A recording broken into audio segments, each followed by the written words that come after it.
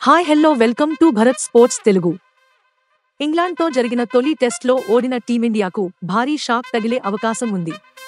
Star allrounder Ravindra Jadeja రెండో మ్యాచ్కు దూరం కానున్నాడని తెలుస్తుంది. తొలి టెస్ట్ రెండో ఇన్నింగ్స్లో రన్ తీసే క్రమంలో జడేజా తొడ కండరాలు పట్టేశాయి. దీంతో జడ్డు రనౌట్ అయ్యాడు. గాయం తీవ్రత ఎక్కువగా ఉండడంతో అతడు రెండో టెస్టుకు అనుమానాస్పదంగా మారాడు. జడేజాను బెంగళూరులోని నేషనల్ క్రికెట్ అకాడమీ (NCA) కి తరలించాలని యోచిస్తున్నట్లు సమాచారం. జడ్డు గాయం తీవ్రతపై నేడు అధికారిక ప్రకటన వెలువడే అవకాశం ఉంది.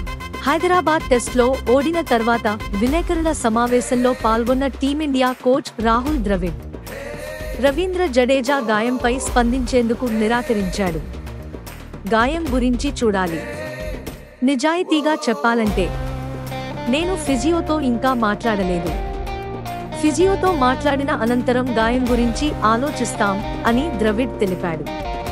తొలి ఇన్నింగ్స్లో 3 వికెట్స్, 87 రన్స్ చేసిన జడేజా రెండో ఇన్నింగ్స్ 2 వికెట్స్, 2 పరుగులు చేశాడు. విశాఖ వేదికగా రెండో టెస్ట్ ఫిబ్రవరి 2 నుంచి ఆరంభమవుతుంది. ఈ మ్యాచ్ కోసం ప్లేయర్స్ ఇప్పటికే విశాఖ చేరుకున్నారు. ఇలాంటి స్పోర్ట్స్ అప్డేట్స్ కోసం like, share, subscribe to Bharat sports Telugu.